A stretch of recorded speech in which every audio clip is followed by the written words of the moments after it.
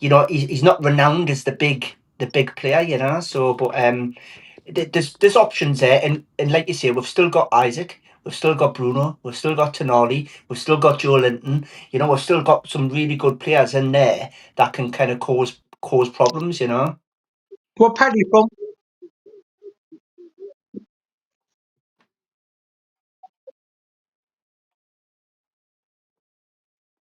Yeah, well,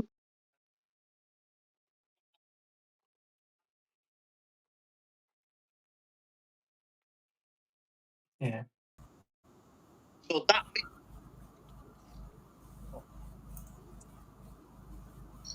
well, I think Raj, when I we would say, played you the other week, I think we missed Joe Linton. Because like Joe Linton, what he bullies people. He doesn't necessarily kind of do the things that Bruno does or Tonali does, but he bullies people. And your midfield just totally overran Bruno and Tonali because they weren't able to cope with him. You know. well, Paddy, I'm sure Raj will back me on this. If there's one team that I don't mind losing a final to, or it would hurt less on, it's Newcastle. Honestly, Mhm. any other team, yeah.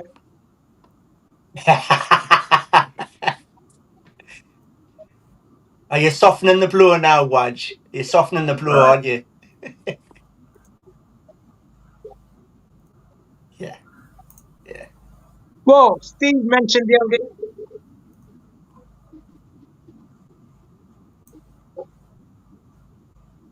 Second after Anfield. Oh Right. yeah, Right, definitely. lads, we are live on Right. YouTube, but for some reason we're not going through the link that we should be going through. So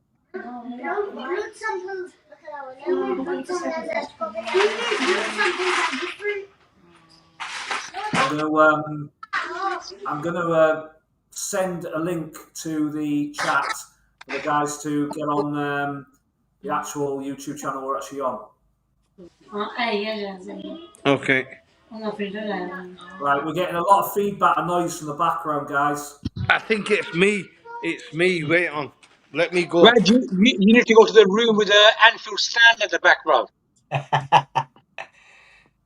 Sorry, I Yeah, had kids in that yeah. room, so it was me. Get your glory in now, Waj. Get your There you glory go, in now. boys. That's it. We're here at Anfield Stadium live at Anfield. This is Waj reporting from Anfield. We are absolutely going to destroy Newcastle. Waj, it's very quiet in there. Must Okay. be like next week. That's what you're Yeah. getting used to. We've not Hey, got Right, Raj, our guys, speakers out. Raj, do I you sent the know? link. Do you know that Liverpool and Newcastle have had 16 players that have played for each other? I know. Ah, wow. I didn't know that stat. Yeah. Actually, more than that. It's more than that. Is it more than that? Since the modern day, like it's actually 19 players. Wow. You have 15 Premier League plus Pete Beardsley, so 16 that played in the Premier League, and then 3 Alan Kennedy, Terry McDermott, and Kevin Keegan, which was before the Premier League. But Well, there's you other don't know. players. There is other players from the past that have played for both, but then, like I say, most of us wouldn't know them players. Like, Wow. Yeah. Like I said, there's a shared history between our club, and I think the supporters, the makeup of it, working class, haven't got Yeah. much, not much in the area, so football is everything to them, So it's just that passion that they release from everyday pressure is going to that football game and making as much as noise as they can for that 90 minutes, and it's fantastic to see. Because, like I said, Newcastle. I remember like some of the games where when you beat Man United 5-0, the atmosphere, you could just feel it through the TV. You just like, wow. And when you look at that stand, Paddy, I'm sure you go there all the time. Yeah. You're right at the top. It looks like an Italian San Siro. Like the way the stadium is. You're at San Siro, and it must have been amazing to be up there right at the top. My son's got a season ticket in that up there above, like in level 7 they call it, so not the bit behind the goal where the obviously where the away fans are, but along Yeah. the kind of like the Milburn stand, along the kind of sideline, where the dugouts are and things like that. But he's right up in the gorge, and you can see all the way to the coast when you're sat up there as well. So that's what it's Well, like. must get Stephen and cold in Paddy, winter. from what I'm hearing, they're saying that Isaac might not be playing. Is that true or is that not true? Nah, I think the bridge play. There's been lots of kind of mind games word at the minute, but I don't. And I've noticed on the social media and things like that, the photographs and things like that haven't included Isaac. So people will start to be thinking, "Oh, Isaac's not involved. Isaac's not involved." But I think they're just trying to kind of keep the spotlight away from him because there will be eyes on whether he will play or not. But we're not. I'm not sharing anything from Yeah. up here, that he's not going to be involved. I think he'll be involved tomorrow, if I'm, I'm honest. Paddy, for me, he's the best striker probably in the world at this moment of time. Mm. I think he's absolutely brilliant. He's got everything. So if he doesn't play, it is a massive, massive plus for us. Oh, But like you said, we'll find out tomorrow when you play West Ham. no, absolutely. I think he'll play. I think he'll play some part tomorrow. So, but if he's fit for next Sunday, brilliant. He's massive. He's a key player. So, he makes a difference. Stephen, where do you think that Newcastle United can hurt Liverpool next week? What part of the pitch do you think you'll be stronger than us? What's that? Liverpool, Newcastle. Yes. I think at the moment, looking at the two teams, our midfield is our best bet at the moment. It's just stopping you getting through to our defence. I think our midfield is stronger at the moment because they say with Botman being out, Hall being out, that's going to leave like Bernard, Shah, Trippier, Livramento at the back. So having defenders getting injured at the moment, so our midfield's got to be our strongest part, I think, at the moment. And for next Sunday, will you have Joe Linton, Tonale, and Guimaraes playing for next Sunday? I think so. As long as Guimaraes is fully fit, I think we will. But I think at the moment, we just have to wait now till about Wednesday, Thursday to really find out who may be playing. Because at the moment, it's 50-50 on some of our players. It's going to be a really hard match. Okay.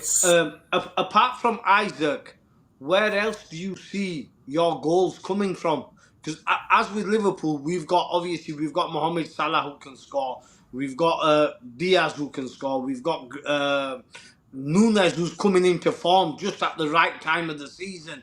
He set up a goal for Elliott, did absolutely brilliant against Southampton, scored the first, won the penalty. So he's coming into form at the right time. And I think Gakpo will also be back for the final as well. I think at the moment, if Barnes is fully fit, then you've got that because Gordon's out, so you would take Gordon's place.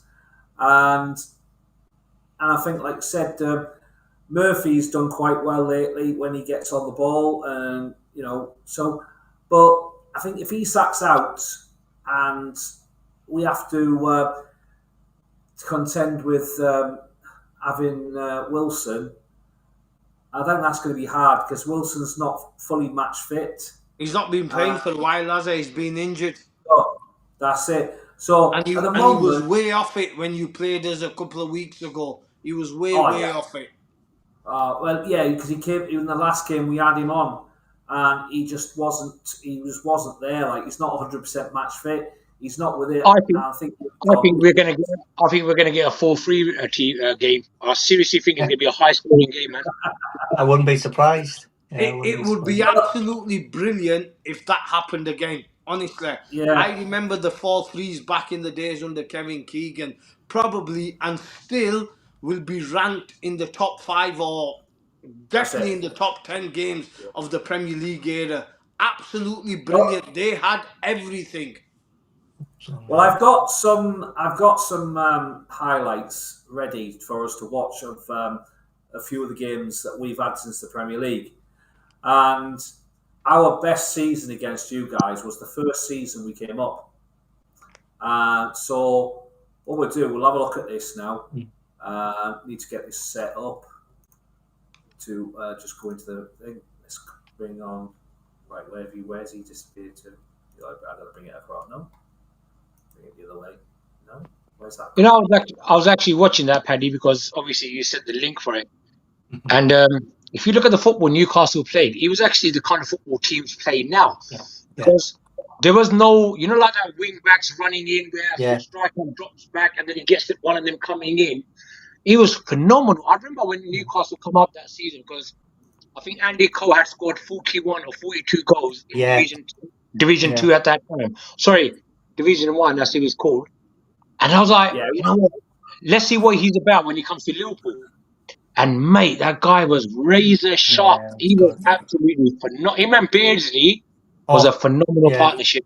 He's a magician, him. You know, when I talk about Messi and things like that, he was the original Messi for me, because he used to do all the things that Messi does now, you know, but just didn't get the accolades. And at Liverpool, you've probably seen him at Liverpool, the way he was at Liverpool. He was exactly the same, you know. He used to just the ball used to just stick to his feet. You know, he used to create so many things. I said to Steve the other day, it was possibly the way he looked and the way he spoke that, you know, like it worked against him. Like people were taking the piss out of how he looked or how he spoke, rather than actually concentrate on the player, because he was absolutely phenomenal. He was tenacious. He had all the skills. He could assist. He could score. He could run in from the midfield. He could play beyond the striker. He could play on the wings. He was like, if he's one of those players that could play in any eras. Yeah. Because he was so intelligent as a footballer. Yeah. Hey, he still plays now. He still plays now with locally, you know, in a five-a-side league now, you know, and he still does. He still likes to kind of keep his fitness up, you know, and all those kind of things. So I know that he does those things. But when I used to see him, like what the time when I saw him the time before he left for Liverpool. Then I saw him when he come back, and when he come back, he felt better. It felt better, you know. I think he was probably more relaxed, you know. He'd done what he needed to do. He'd won his trophies. He'd been brilliant for Liverpool, brilliant for England, you know. But then when he come back, and he just struck up the partnership between Cole originally, and then he was there with kind of Ferdinand and Shearer. He could play with anyone, you know. Like you say, he could play anywhere. You ask him to play, and he'll play, you know. Yeah, I think he even played in goal one time, you know, when we went out to 10 men, you know, and played in goal. That's how good he was. Oh, he was. Pierre Bailey was absolutely fantastic. Yeah. I think that modern. Let's put some of these games on. Yeah. Highlights of these games. I think I know which game you're on about. The first game, Andy Cole. This one here. I was there. I was at that game. Learned to perfection. Now Robert Lee away. Cole is in the middle. Cole, 1-0. Andy Cole. And on a freezing afternoon, it's Liverpool caught cold. Robert are beaten. What a start for Newcastle. Brucey bonus. Robert Lee, the provider, and Cole stretched out. I know, it's unbelievable, isn't it? Man, to think. Cole just holding up to keep himself onside and stretching out. Cole by a stud.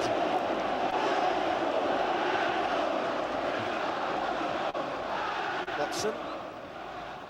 Beardsley. Hey, look, Beardsley, look at that. There's Beardsley, yeah. I mean, razor sharp, man.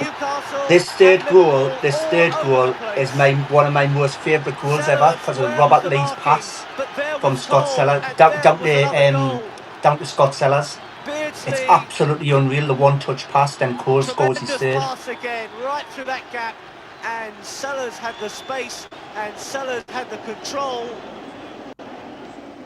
Over it came, and Cole again, 2-0. And Andy Cole, well, look at that ball from Lee, and Sellers again. He's devastating down the left. They can't give him that sort of space. First time, Cole is there.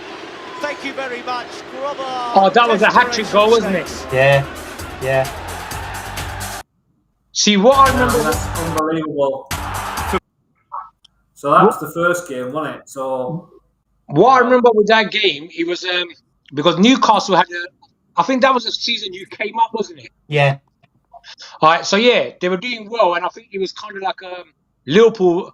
We weren't that really great, to be honest, but it was like that kind of you're going to Anfield. What are you made of? Let's see what you can do. Yeah. And for them to actually beat us 3-0, I don't think we hardly had any. They were brilliant in that game. Absolutely brilliant. You're right. I can't deny that. I remember watching that game and I was like, wow, this Andy Cole is a striker, man. He's a striker, 100%. Yeah. I think he was the absolutely thing I remember about that game is we had all the seasons in one, because you see the clip where they're kind of jumping up and down, and I think I'm on that clip somewhere with me and my brother, but it snowed, it rained, it was windy, then it was sunny, all in the game, you know. But like the game itself was absolutely unreal. So I think Souness was in charge of Liverpool that game, you know. Yeah. So Yeah. and like you said, Newcastle were unstoppable that game. It was a pleasure to watch, you know, when they were watching. It was like lovely football, you know. It was like what you see when you've seen them recently, you know, in the football that they Paddy, play. you know, the latest game we played you at St James's Park, Yeah. 3-all draw, that had everything as well. Yeah. Yeah. You know, that it was had a bit like that. everything. It had It was a all bit like the that, but drama, Liverpool. everything. We went behind, we took the lead, and then you equalised. We went ahead, and then you equalised again. It had everything. Everything. And as a team, like Ibby said at the beginning of the show, the one team that I wouldn't mind if we did lose to is Newcastle. Firstly, because we've had a brilliant relationship in the past, and we've had some awesome games against each other as well. Kevin Keegan were there, and I loved the part when Kevin Keegan was your manager. I think that part of your football history was absolutely brilliant. The attacking football he brought to Newcastle at that time was absolutely awesome. But you know, now it's obviously I think going into that game where we're in a lot strong position. We've been playing a lot better recently with Kanate coming back as well. And this Southampton game that we played was absolutely perfect for us just before playing PSG as well, because we went a goal behind just before half-time. The players probably got an absolutely rollicking by Slot, hence he made 3 changes straight away, and when they came out, we were just totally unplayable again. Yeah. So, you know, what I like about Arnie Slot, Paddy and Stephen, is his in-game management this season has been absolutely first draw, bro. And he's not afraid to make the substitutions at half-time. Whereas some managers will say, right, I'll give you 10, 15 minutes to sort yourself out. He's saying, no, you're not good enough, you're coming off, I'm putting the next 3 on. That's it. Right, well, as I say, we watched the first one of that season. I've got the second game, which was the 2-0. United's Liverpool contingent returning to Anfield was always going to be a special occasion. But Venison, plus Keegan and McDermott, now had their chance to bid their own farewell to the famous Kop, which was just weeks away from demolition. But any sentiment evaporated at kick-off as Newcastle returned to their ruthless best. Beresford knocks it forward. And chest down there for Sellers. Cole's dropped off, but Lee's carried on a run. Lee! 1-0! What a great start for Newcastle. Yeah, defence was atrocious. Again. It's his 6th in 8 games. Cole dropped off. Lee filled the gap. 1-0.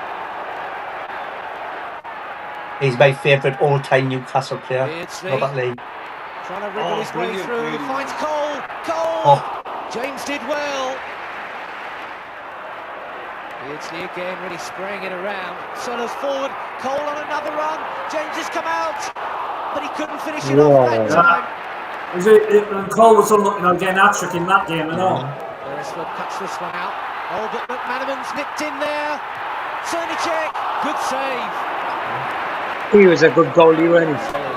Oh, yeah. Way to recover there and get the cross in. And Lee and James gets down impressively.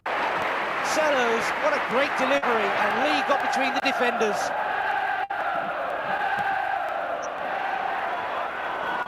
Roddick trying to get up there, but no problem for Cernicek. Sellers, See, look, this kind of fast football is what you get now, isn't it? a bit of space ahead of him. You're right, Fox, through for Cole, Andy Cole. Oh, Clinical, finisher. just clinical. You know when I watch that now, Isaac reminds me of Cole, the way Cole used to play like that. He was off the shoulder and he used to just kind of break the lines so easily and be through on goal. You know, he's really, really good. Isaac's like that. But he's clever, Isaac, I think. He's just got more skill, you know. Yeah, I was just going to say Isaac's more skillful as well. Yeah. But, man, Newcastle, as I said, for that period from when they came up to 97, 98, was the most entertaining football team in the Premier League. Yeah, they were the most entertaining team. That's the thing. They were.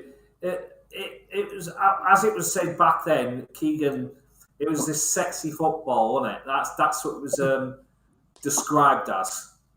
I'll tell you what you remind me of, Paddy. It reminded me of the Liverpool 2017. Them teams where we were just going, we will out attack you, and it was only when we got Van Dijk. And I think that's the thing what Newcastle missed out on, having a Van Dijk type of player. And if they had that, they would have won the league. Yeah. Yeah. Because by the time they got out, they'd lost some of that edge, didn't they? Yeah. Well, around about the time of when Shearer had that bad injury, didn't he? And they brought in Asprilla, and they thought he was going to be, you know, and I love Tino Asprilla, but he's not an Alan Shearer. He's not. You know what I mean? And I think they lost that consistency. They lost that consistency, and they got the better of them because they've never been in that position before where they've been competing, and then Man U were just like, you know, the steamrollers. You know, they just kind of win, and that just ramped up the pressure. For Newcastle, you know, but it didn't change the football. The football was still sexy football, you know, and we're still trying to win.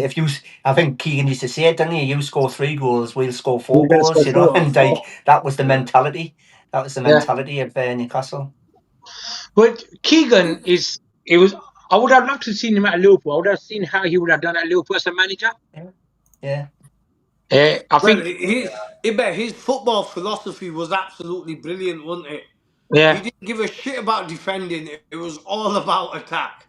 Oh, it was. You know, even his defenders were like attackers. Yeah. You know, well, he's if you think about brilliant. Absolutely Brilliant. We're going to see it in one of the games. You see their right backs. Like I said, this is why Newcastle were playing the kind of football that was 20 years probably ahead because you had wing backs attacking. You had like strikers dropping in and midfielders getting into that space with Robert Lee. Now, Robert Lee, I think that was a travesty. I don't think he only played got one cap, didn't he, for England or something like that? Or something like that. Yeah, very, very, very low. Yeah. So let's look at one of the other games. We'll go for those classic 4-3s. Come on. Yeah, we'll go. You know what? As a Newcastle fan, I still love this game. You know, it hurts because I remember where I was. I remember exactly where I was. You know, when I watched this. Right, this the volume up. The match a bit better this time, guys. A bit loud. Which is perfect. Watson on the right, Elliott on the left. Peacock in the centre alongside Philippe Albert. Wow. Now Berger. And his block with the Paddy, I think this is the one after the original 4-3, wasn't it? No, this is the first one. No, this is it, isn't it? This is it, isn't it? No. I don't think it is, no. Because is this on YouTube or anywhere now? Yes. Is this the one with Collymore, when Collymore scores the winner?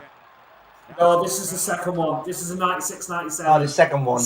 We'll leave the best one to last. Okay, IBBY, Stephen, Paddy, I've got to go. I've got to drop my sister off. But when I come back, I'll try jumping back on. Okay. Okay. Oh, McManaman, what a finish. Liverpool in front, and it's no more that they deserve. McManaman with a wow. They all played their part. Super ball there. Oh, what a goal. Raj, I think if you just leave, you should cut off.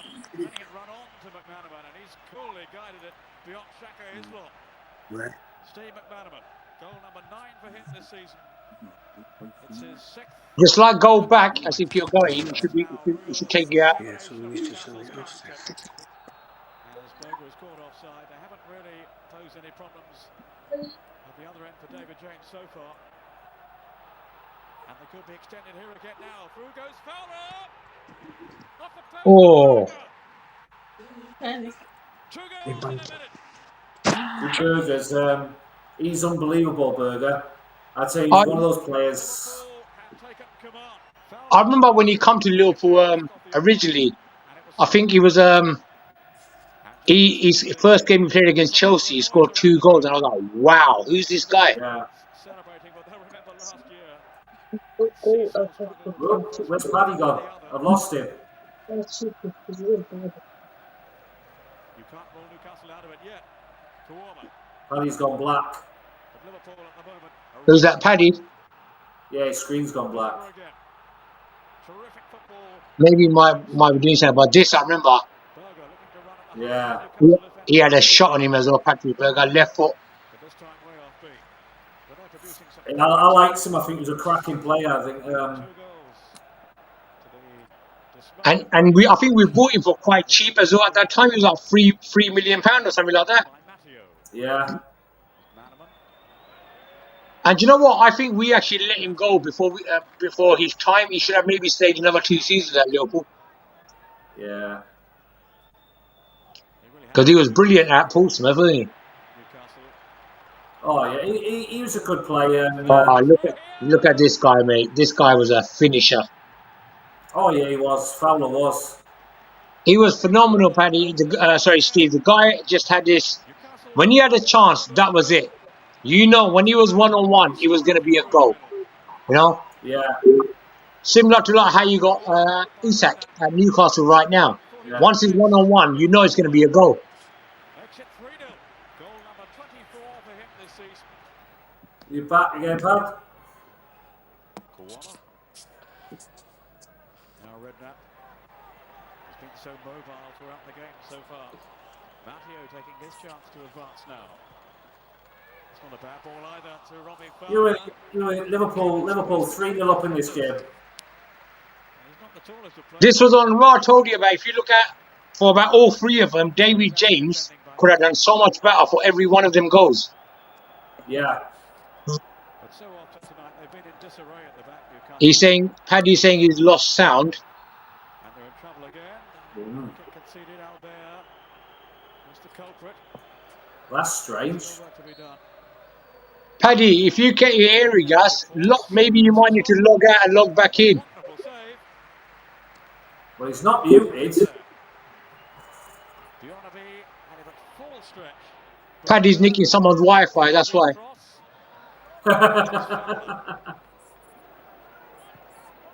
Similar move to an earlier one. Berger had space in All the right. penalty box. I think this was one. I think is this the new? No, it's still 2-0 at this time, isn't it? Players waiting. No, it's 3-0. Oh, it's 3-0 already. Yeah. Running at defenders more in hopes than goal, Aspria. if truth were told. Yeah, because Keith Gillespie gets the first. That I think is coming up now, isn't it? He just Gillespie.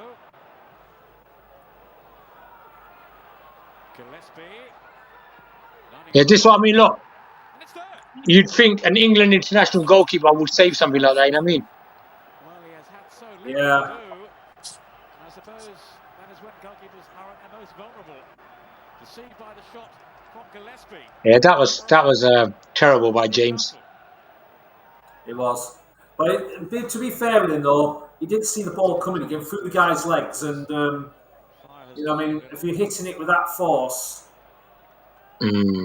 But this one, I think, was on Aspria, wasn't it? When he just lobbed it over him. And again, you look at where James has come out to.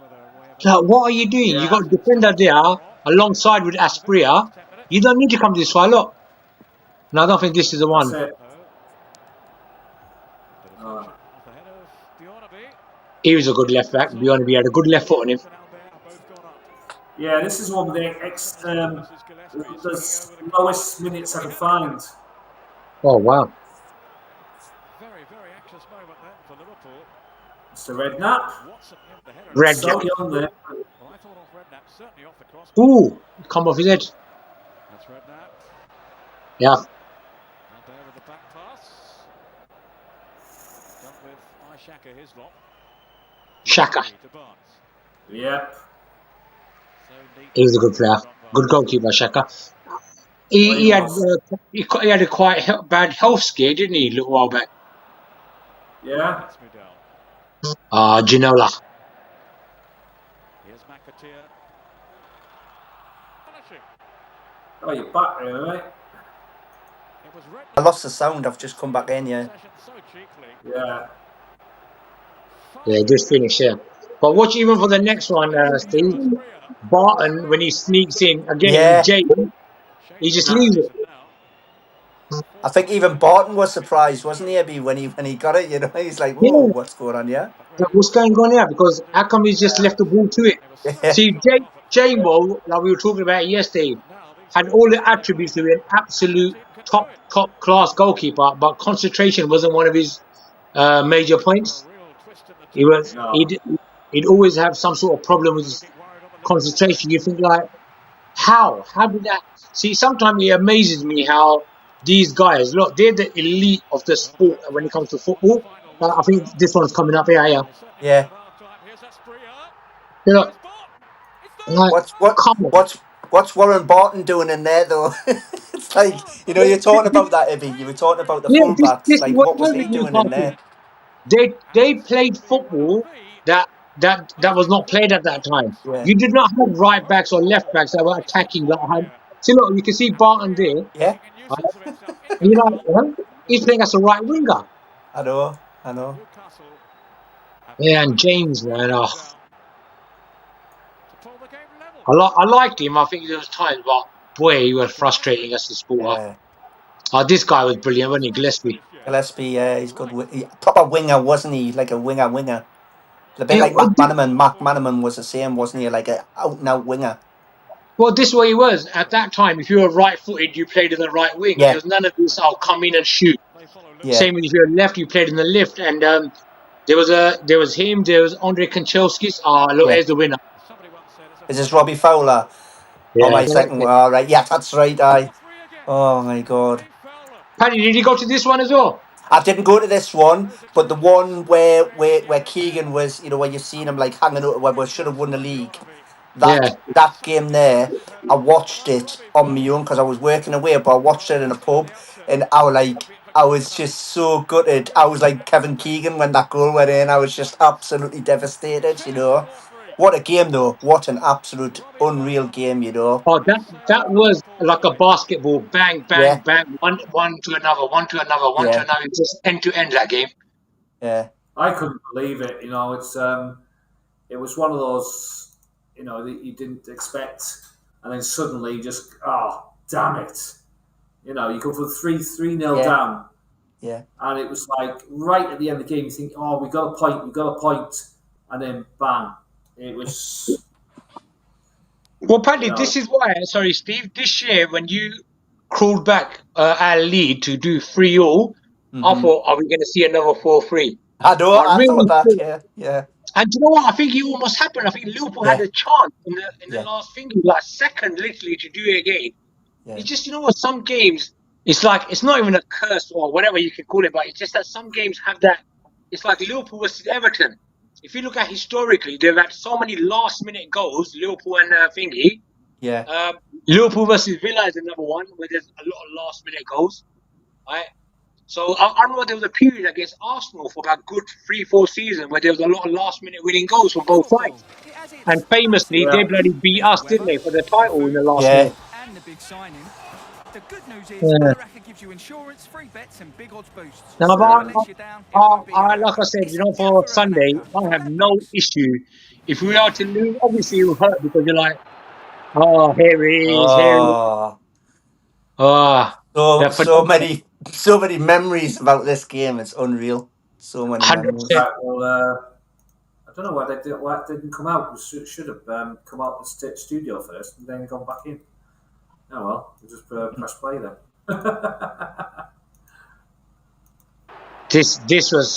This has to go down. I reckon that's the best Premier League game ever, man.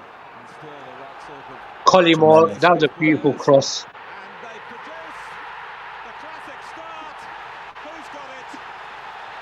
First couple of minutes, wasn't it, that? Oh.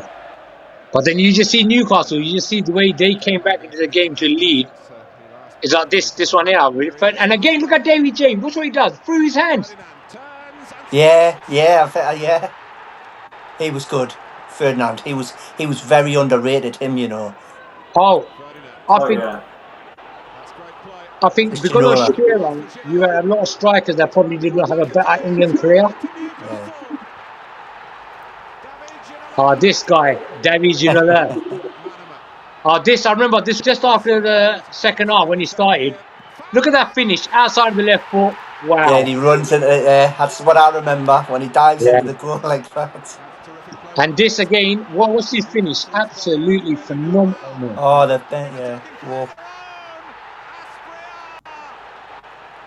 Again, you couldn't breathe, could you, in that game? It was just end to end. It was like a basketball match, wasn't it? Yeah, it was. It was like, okay, you know what? We've both got crap defences. Let's see who's our strikers are better. Oh, boys, get your heart's going to get broken now. Oh, this was when you almost scored, didn't you? Yeah. Yeah. So that could have been the winner, basically, for you guys. I felt sorry for a manager more than when I saw that with Kevin Keegan. Because, like I said, Newcastle were always like my second team. I always saw Newcastle as my second team because I think the way they played football, the way they conducted themselves, their supporters. Because I used to work at Wembley. And I remember there was 2 games. I remember there was one that was Newcastle versus Arsenal when Arsenal won the double. Yeah. And the following season, it was Sunderland versus Charlton. It was a playoff game. Ah, yes, yeah. And do you know what? I have never, ever seen fans from so far away filling up the stadium and being there about 12:30 when the Londoners are not even out of bed. They're already there singing their songs. And I was like, wow, this is what you call true supporters. And I'm sure Wembley on Sunday, it's going to be like you've never heard it before. It's going to be absolutely electric. Saturday and Sunday will be electric for Newcastle fans down there. So wait, Paddy, when you coming in? You coming on a Saturday? I'm going on a Saturday. We're going on there's no trains from Newcastle now without Newcastle fans. They've all sold out, you know. So on Saturday we're leaving at 2:00. We'll get there about 6:00 or something like that, and then we're kind of meeting in Covent Garden because there's like a big supporters group meet. Is it? In Covent Garden, you know, and it was Trafalgar Square a couple of years ago. So we're going to have like a party and get together and reminisce. Oh, wow. And then on Sunday, there'll be people who go to the match and people who will stay in London and just watch the match, you know. And that's what we did the last time. It's just to be there, then to soak up the atmosphere. It's amazing, man. It's amazing. Paddy, how much did a ticket cost you? What, for Newcastle or for Wembley? Wembley. It ranged from I think the cheapest might have been about 70 quid. You might correct us if I'm wrong there, Stephen, you know, but I'm sure the cheapest was 70 quid, you know. Then it goes up to, you know, hundreds of pounds and things. And then you got the Club Wembley tickets as well, you know, which are extortionate, you know. So and they're like gold dust, IBBY. They're like gold dust, you know. So did you guys ever get to the old Wembley when Newcastle played? Yeah. I saw Newcastle play twice. No. See, I was lucky. I was working as a steward for the Newcastle and Arsenal when Arsenal won the double. I think it was 98 when Arsenal won or was it 2002? Anelka, I think, scored that day, didn't he? Was it Anelka scored? Yeah. Yeah, and I remember Barnes, Douglas, Rushy were at Newcastle, and I got their autographs. I remember talking to David Batty in the stadium itself, and I was like, "Well, guys, you know, you lot played really well," and they were so nice, you know, like they had time to sign autographs. I remember having to go get Arsene Wenger and his family, and had to escort them through there, and it was brilliant. I had all the Newcastle autographs. I'm not really bothered about Arsenal, but more Newcastle, because like I said, to me, Newcastle have always been subconsciously my second or third team, because obviously I'm local. I've got West Ham here as well. I don't mind them as well. But Newcastle, Newcastle for everything, the way they play football, even now, Newcastle don't have this defensive approach. They're like, well, you know what? We're Newcastle. We're going to play how we play. What are you going to do about it? If you're good enough to beat us, so be it. But we're not going to be like, we're not going to die wondering, oh, what would have happened if we had done this or we would have done that. But I actually think Newcastle, I think on Sunday, because like you said, Buddy, there's been times where United beat City last season. There's been shocks in FA Cups, in League Cups, and it's a one-off game. It's like your players might not be on it. It could be 5% drop off and 5% drop up for Newcastle, and all of a sudden they get 2 goals or 1 goal. Might get a player get sent off. Anything like that can happen, and it's game on. So I actually think, Liverpool will probably go in for the game favourites, but I won't say massive favourites, because I think at this stage of the season, there's a lot of other factors that come in, like fatigue, tiredness, and if it becomes a 120-minute game, do Newcastle have the legs and the experience to see it through, kind of thing? Because Liverpool have done it for the last 3 finals we've been in. We played extra time in all of them. Yeah. And I think that, like you say, there's a number of factors, isn't there? That's it. Should I look at the 3-3?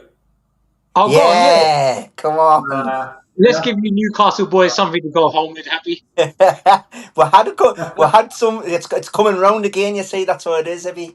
Yeah. We're getting there. Phenomenal, man. It's hit the woodwork. Isak, that's a lovely ball. Murphy, Robertson trying to get there. And Murphy's shot is the wrong side of the post. I was so unlucky. That's a lovely step away from we go. Isak. Oh, terrific strike. He's the way he strikes. Yeah. He holds on to the ball a bit too long. Really good touch. Right. Okay. I thought we'd won it. That was it. Yeah.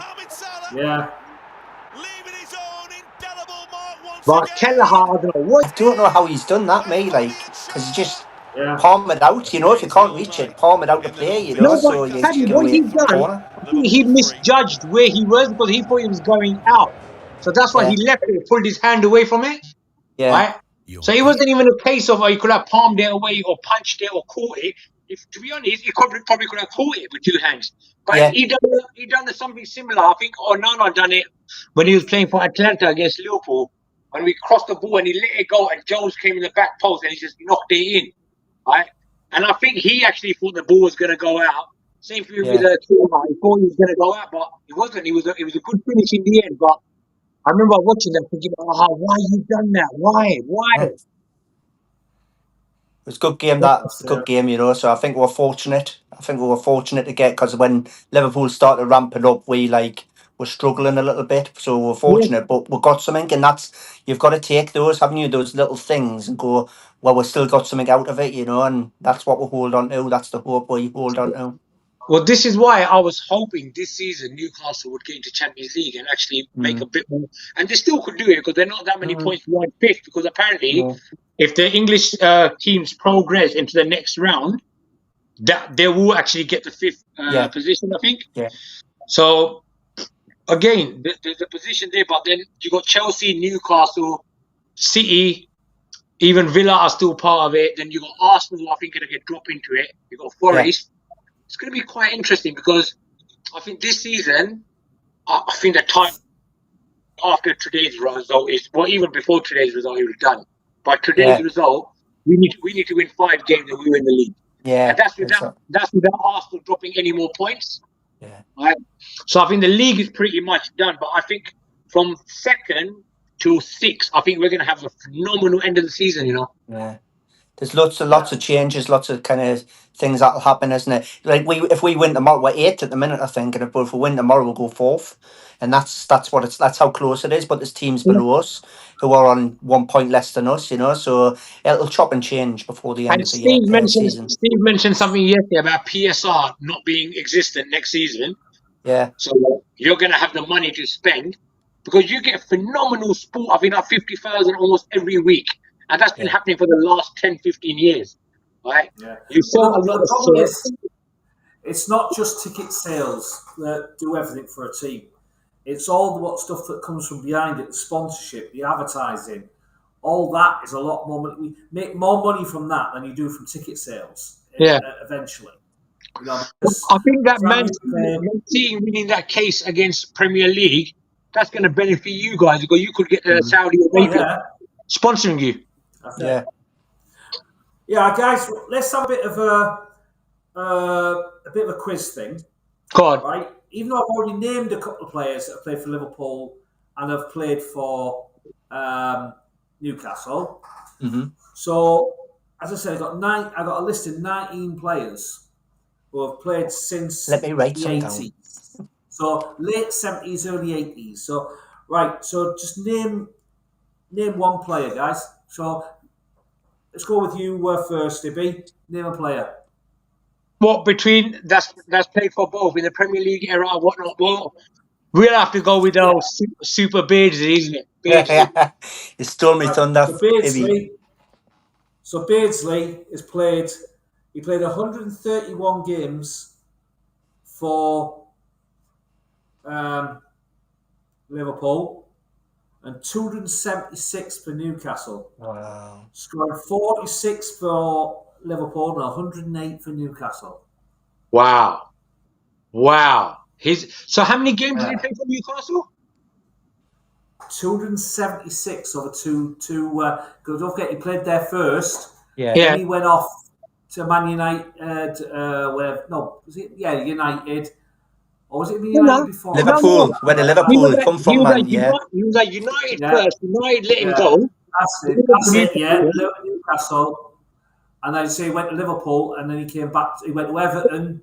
Mm-hmm. Everton. Whatever. Yeah. And then I think we had him just after that. So we've got Beardsley. What are you going to go for next? Go on, Paddy. Do you want me to go for one? Michael Owen. Michael Owen. Okay, we got him. 216 games for Liverpool over 8 seasons. 71 for Newcastle over 4. 118 goals for Liverpool and 26 for Newcastle. See, do you know what? Michael Owen is a bit of a thingy. You always get that meme. He's played for 5 clubs, and none of the supporters could give a monkeys about him in each club. He's not well liked up here. He's not well liked. I hate him because he left Newcastle when we went down, and instead of staying and saying, right, okay, you pay me whatever, I get you back in the Premier League, then you let me go, or you give me a rise and I stay. But no, he fucked off to Man United like a mercenary for the money. And I can't stand him because of that. Well, he done the same at Liverpool, didn't he? Because that season, I think his contract was going to end next season or whatnot. Well, no, he actually went on. No, he went for 16 million, didn't he? He went off to Real Madrid. And again, maybe him going, it kind of helped us because we were very reliant on playing that ball from the top for Owen's pace to go on to it. And when we didn't have him, we all of a sudden changed our football and how we played, and more other players got involved in it. Owen, listen, as a striker, I'm not talking about him as a person or anything like that. As a striker, from the 98 to 2003, 2004, when he was at Liverpool for like 6 seasons, 7 seasons, he was absolutely phenomenal. The guy was a finisher. He could take on players. For a short little guy, he could header the ball. He could get between players. He could just. He was everything that you need in a modern day striker. He was absolutely phenomenal. But I think his personality was always about Michael Owen. Yeah. Oh yeah. All right, and we've got another one. You go for another one. The one that you lot done us over on, Andy Carroll. Andy Carroll. Right, Andy Carroll, 46 games for Liverpool over 2 seasons, 7 seasons and 125 games for Newcastle. Scored 6 for Liverpool and 32 for Newcastle. Now, on that subject, as you said, you done them. This is what I said, where Liverpool bought Andy Carroll at the wrong time. Yeah. What I would have done is said to Newcastle, right, we'll pay you this amount of money now, but you keep him for another 2 seasons to give him the finished touch. I think it said he went to Liverpool too early because he But wasn't. but Steve, the issue was because we had lost Fernando Torres, right? We needed to make a signing to appease the fans because they were pissed at Torres going, right? Yeah. And But my Newcastle, what's in is though, he weren't ready. I said when he left our club, I said he ain't ready. He to isn't play. good enough and Yeah. ready enough to play for Liverpool. But you know, And I said that when he left. I feel sorry for him in a way because it's like buying, I don't know, you know, like they come out with all examples like buying a Ferrari and then try to run it like a Fiesta. Now, Yeah. Andy Carroll's attributes were he was fantastic in the air, right? He could hold up the ball. And he was fantastic in the air. Now, at Liverpool, right, we did not give him that service at all. He did not have that service at Liverpool. We brought Stuart Downing for that purpose of being a left winger so he could whip in balls for Andy Carroll. And this guy, and Diaz reminds me of Downing, he'd be a player, you got the ball in front of you, got no one ahead of you, he's across the bloody ball, he'd come back on his right foot, you think, what are you doing? And then he would float a ball in, and Andy Carroll wasn't going to attack a ball that's floating in. You need something coming in. I tell you, if you watch, there's this one Liverpool game where Andy Carroll scored 2 goals for us against Man City, right? One was a header from a Gerrard cross, and the other one was when the ball dropped him and he smacked it from like 30 yards. And I remember watching that and I was thinking, that's what Andy Carroll could be. Because I remember Gerrard, he whipped that ball in like what Trent Arnold does, right? And Carroll just went bang. He was like miles ahead of everyone else. And you're like... The thing is, after going to Liverpool, never recovered. Was never the same player he was at Newcastle. He never developed to be a better player. So, we got him. So, just shoot another player in then, Paddy.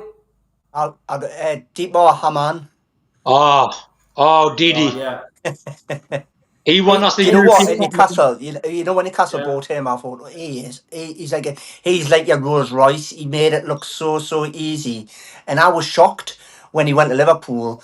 But I was more shocked in the way that he started to like have a little bit of a go at Newcastle, and I thought we had an okay relationship. I don't know about you, Steve, but I thought we had the relationship between Newcastle and Hammond was good, but then it tainted a little bit because he started to get a bit like shirty against Newcastle, and he was a really good player. He still was a really good player playing for Liverpool. But you know what, Paddy? I think he actually had an issue with Jurgen Klopp because he was always calling Klopp out in the last 2 seasons. He always have his snidey.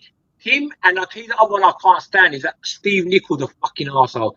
Both of them are always having a go. We're always having a go at Klopp. Oh, he doesn't do this tactically. He doesn't. And I think Klopp actually called out Didi Hamann, I think in German media. And I was surprised because Didi seemed like your cool, calm, your typical German guy, doesn't bother you, doesn't concern himself with something that doesn't concern him. And for him, and I think someone said, I think he was hoping that Klopp would bring him into the fold at the club as a German, as a thing. But we didn't need, there was no time for him. So I think Didi Hamann, he was such a brilliant, he was like your modern day Rodri because he could play that holding midfield. Yeah, he was. He had that ball where he was a playmaker as well. And you're like, you don't get that now. No. And the thing is, he only played 23 games for Newcastle. One season. I know. Is that 4 goals. Liverpool, he played 191 games over 8 seasons and scored 8. Wow. So, but yeah, he was a good player. I liked him. And I said when he went to Liverpool, I think at the time, it was just the point of Liverpool made the offer and it was too good for him to turn down. I think it was 8.5 million, or something like that. Yeah, but that's what I'm saying. So, as you say, bigger team comes in. Yeah, that's what happens, isn't it? So, all right, guys, you've got 2 each there. So, who's got the next one? Well, I would say those four, what we probably mentioned, are probably the most high profile, right? But I tell you the best one from the lot, Genie Ronaldo. Oh, yeah. Oh, I Ronaldo, wouldn't disagree. I thought he yeah. was a really good player. Like, I thought he was a really good player. Brilliant. Do you know, in our modern team, Gravenberch, he's got that similar attributes of Genie, where he's got that Genie at shielding the ball, right?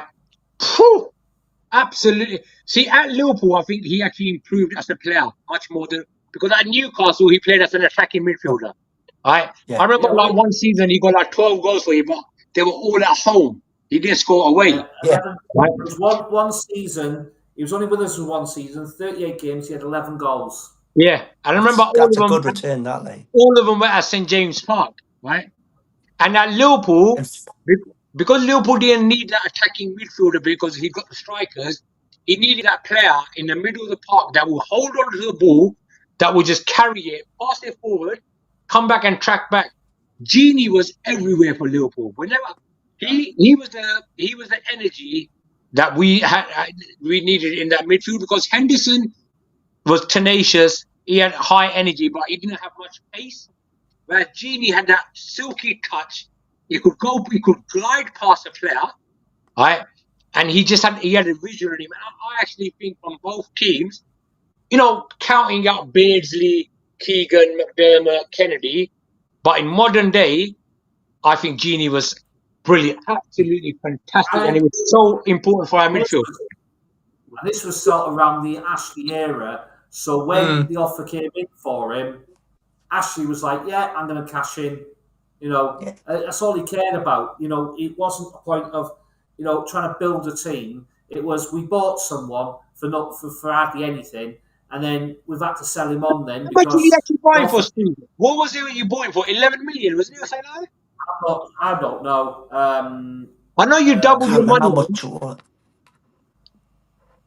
When they bought him, I thought, "Who's this player?" Because nobody had thought about it. Like, he was playing, I was thinking, "He is absolutely brilliant, this player."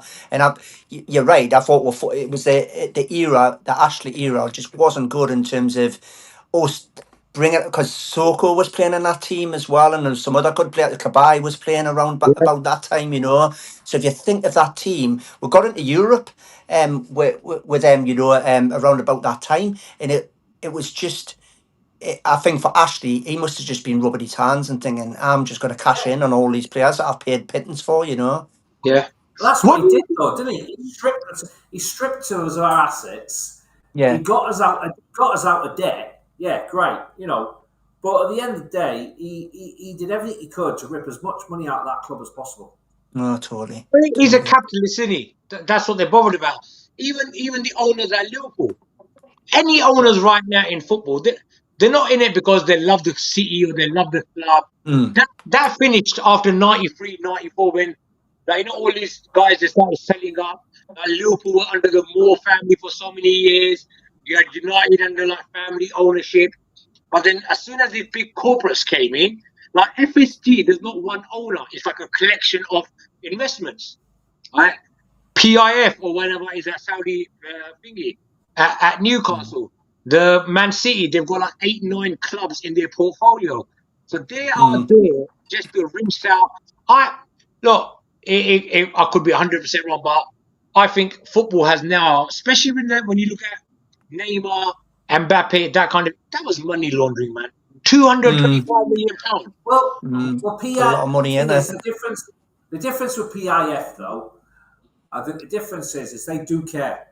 They do care about the area. They do care about Newcastle. It's not just a point about making money. They want to invest in Newcastle. Have they actually started doing that around Newcastle, around the stadiums and all that? Have they actually started they've like Reuben Brothers, right? They're very strong. So they provide a lot of money for food banks and other things, other businesses and stuff. And PIF are doing a lot with Reuben Brothers to do different things in Newcastle, to develop different things. Well, so they're putting their money into the city. People say about Man City owners, call them oil and all of that. But around the Man City stadium and around the Manchester City area, Apparently, Yeah. these guys have spent a lot of money to build up Yeah. investment properties, commercial areas to bring business into the area. A lot of this UAE, they've brought their businesses into that area to create jobs. Yeah. Well, that's what they want to do, because that's how you build up a fan base. That's how you bring money into the local economy. So the people in the local economy are going to support you. And if you don't get people supporting you, you know, you're not going to do, you know, that's the difference between Man United and Man City. Most of the fans for Man City live in Manchester. Yeah. Man United fans, Don't most live Man in London. United fans don't live in Manchester. You know what I mean? That's the difference. And Well, that's why, and I don't agree with Man United getting government money to build their new stadium. Yeah. I think it's disgusting. Didn't they actually ask? Didn't they actually ask the government to help them with that? Yeah. And is the government actually doing it?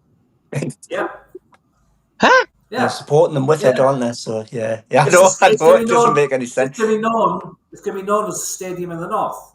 So basically, it's going to be like another Wembley. So because the thing is, if you think of it, most of the time, if England don't play at Wembley, they play at Old Trafford, don't they? Yeah. So basically, they're using that as a crutch to get money out of the government. Oh well, I hope the FA becomes the landlord so they kick United out and make them homeless, the bastard. Yeah. That's what annoys me. But they reckon they could be sharing Man City while this happens. Oh. Because if you think of it, yeah, but Man City Stadium is not owned by Man City; it's owned by the It's not. local Yeah. council. It was made during Olympics, wasn't it? Yeah. No, sorry, So not basically, Olympics. During the Commonwealth Games or something like that. Commonwealth Games, yeah. So they won't have a Commonwealth choice, Games, man. Man City will be told they'll have to share. Oh wow! Can you imagine so- that? Man City might actually get sold out rather Right, than be. okay. So Paddy's getting the go now, isn't it? For a player. Player that's paid for. Shall I go with one on similar lines to kind of Ginny Wijnaldum? Not as skillful, but Mr. Versatile James Milner. Oh, Really good player. I think. James Milner. Really good What? player, you know. Bobby Robson brought him in from Leeds, you know, and like he was dead young at the time, but you could see he was going to be a good player, you know. Why was he sold, 94. Paddy? I don't understand why Milner was actually sold. Was he in financial problems at that time? No, It was the situation, I think. The money in it, so people coming by. The offer was made. Yeah. You know, 94 games Yeah. over 5 seasons, 6 goals, 230 for Liverpool over 8 seasons. Because he was at Liverpool twice, wasn't he? Didn't he? He went. No. He He went was back Liverpool again. once. He was at Liverpool once. That's it. Did he? You sure? He came to us after Man City let him go on a free transfer. And I think that was. That's right. Yeah, that's right. It was the best free transfer we had. Right? Yeah. Wow. Yeah, 230. Because I remember when we signed him. I remember when we signed him, and it's like, oh, how are we getting James Milner for? What the hell is he going to do? Right? But he was clever. He wanted someone who was already a winner, and he was going to bring that winning mentality, and he was a great professional. Right? And do you know what? Apparently, he's one of the funniest guys you'll ever come across. Yeah. Right? Because you remember during the lockdown, he used to do like biscuits, and he used to do like these little wind-ups. Like, what are you doing? And he was actually on that parody account, James Milner parody account. A lot of people said he was actually the person who owned that account. Probably, I wouldn't be surprised if he was. It was really good, wasn't he? He was a good.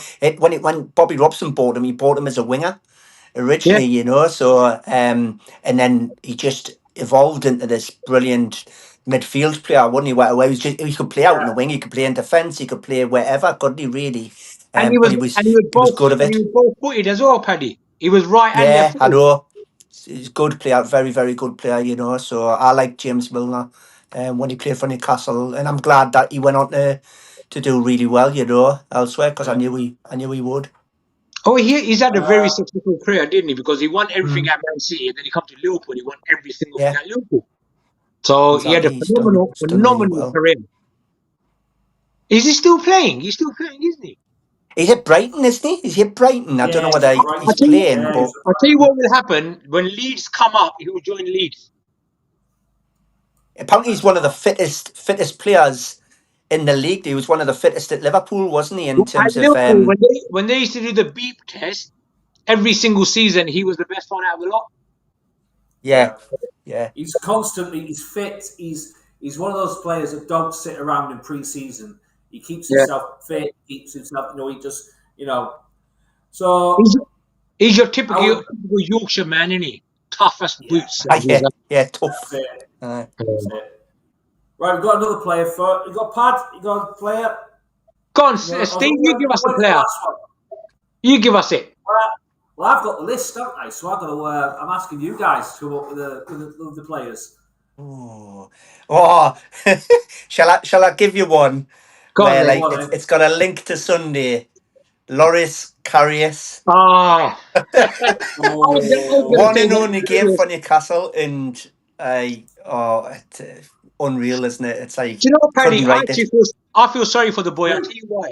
Because he played 2 games. Ramos did 2 games he played. All right, I thought he just played the one. 2 games. Ramos actually done him with it, and Ramos actually done him with the elbow. Right? He did suffer concussion in that game. Right? In that thingy. I actually think if he see what happened, because he and Mignolet were competing, right? Now Mignolet had a disaster and he ended up becoming our number 1, I think 1 year too early. Right? Because if you look at his ability, his shot-stopping ability, Karius was fantastic for Liverpool. He was a very good goalkeeper, but it's just that Real Madrid game happened, when that concussion happened, he conceded them 2 goals, and after that, his confidence was gone. Yeah, he was finished after that. And goalkeeper, the one thing that you have above everything else is confidence. Can I go out and get that ball? Can I save that? And once you lose that, it doesn't matter how good you are, it's very hard for you to get it back. Right? So I feel sorry for him. I was actually excited because I thought we could have our own version of De Gea. Because he had all the ability to be able to be a top goalkeeper, but it was unfortunate what happened to him in the European Cup final, because I know he got blamed for it and he was big. But when you look back at it, there is that one incident where Ramos goes in and he actually elbows him. And you don't notice it because he never went down or anything like that. But after that, straight away after like 2 minutes, he done that stupid ball against Benzema, which Benzema scored from. And then Gareth Bale scored a worldly. We can't deny that. But then the next one he had was a ball coming, swerved, and you could just see he'd probably seen double. He couldn't even know where the ball was. So I didn't feel sorry for him. So 49 games he had, Liverpool.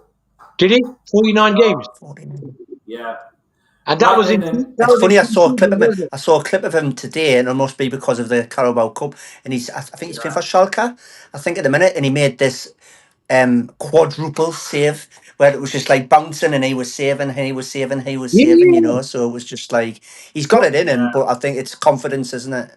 Well, I hope because he's still quite young for a goalkeeper. I hope he does actually make a good career out of it, because do you know what? It was not nice what happened to him after that champion. Liverpool fans did give him a lot of stick. We did. We gave him a lot of stick, and I think he was uncalled for, especially when he was proven afterwards that he did have a concussion. He should have gone off, to be honest, but maybe we might have won if we had bought another goalkeeper. And if he'd actually went, listen, guys, I've been hit. I don't know what's going on. Take me off. But I think instead he thought, no, I'm just going to carry on. And that kind of worked against me. But he was a very good goalkeeper for us. He was young as well. He wasn't that old. Nice. All right, mate. Nice. All right, IBBY, you got another one? Well, I think the only other one I could think about is what you mentioned the other day was Barry Venison, wasn't it? Barry Venison. Yeah. The Pat Sharp of football. Yeah, 110 games for Liverpool. 109 games for Newcastle. Steve, how many seasons were there? 10 games for Liverpool. 109 seasons for Newcastle. Sorry, how many seasons for Newcastle? It was 3 seasons at Newcastle, 109 games. 1 season at Liverpool, 10 games. Barry Venison. I'm sure Barry Venison was Liverpool longer than 1 season, wasn't he? I don't know. Maybe unless it is more than whatever, it must be more than that. 110 games then. I think what you might be counting is the Premier League. Yeah, I think he must have been there about a bit further back. What it is, I was looking at one list, so he must have been about 4 or 5 seasons in for Liverpool. Yeah, he was, because I'm sure he was there in 80. I know he was there in 90, 91, 92. Yeah. Because what he was with Venison, he was never our first choice. Right? Yeah. Must He be was about always 5 seasons. Barry Venison was like a solid player. Nothing spectacular about him, but whatever he done, he was key. You know, Yeah. didn't have He a was lot. good for Newcastle. I think he was a fantastic player. Did he play for you in Division 1? No, because we had him. Did we? Yeah, because he played in the Keegan brought him back in, didn't he? Keegan brought him in, and he played him to get promoted, didn't he? So, but there was there was always that thing of, oh, he's played for Sunderland, you know, so what's he going to be like? But apparently, and you don't know how much is true or not, apparently he supported Newcastle when he played for Sunderland, you know, so, but you just don't know, you know. Apparently. That's it. Okay then, IBBY, you got that one. No, you it's got Paddy. another 11 players. You got another 11 players in the 11? Whoa, fucking hell. It's a lot of players in it that played for each other. Mankio. Oh, John Barnes. Barnesy. John Barnes. You've got to sing it now, yeah. But I think John Barnes, by the time he come to you guys, let's be honest, his career as a top 10 player was finished. Well, he's played 27 games for us and scored 6, but Liverpool, 314 games over 10 seasons, 84 goals. He was an absolute beast for Liverpool. For that, between 1987 to 1991, because after 91, he ended up getting that injury, and he was never the same. He lost his pace, and he came off from the wing. So if you look at a lot of those 84 goals, they were between that 1987 to 1990. Right? Because Barnesy, as a left winger or just playing behind the striker with Ian Rush, wow. We talk about Mane, we talk about Salah. I reckon in modern day, if Barnes was at that level, he would be good enough to get into that Liverpool team, even when we had Mane, Salah, and Firmino. When he come to us, he was a little bit on the old heavy side, so his pace was never the same. Like, you know what I mean? Well, I think he come Newcastle more as a part of Doug Leash's staff. He was there as part of like a coaching player rather than just a player. Yeah, that's it. So you got another one, Paddy? Let's have a think. Mankio, don't know Mankio. Ian Rush. Accrington Stanley. Rush. Again, another one. I think they were more bought in by Doug Leash just as bodies and to have a bit more experience to the Newcastle team rather than to say, oh, you know what, you guys are going to be starters and play every single game. Can't think he was more like, you know, But Rushy, Liverpool, again, wow. Liverpool, 469 games, 229 goals. Wow. You know what I mean? And this was at that era where defenders could break your legs, you know what I mean? And get away with a yellow card. Right?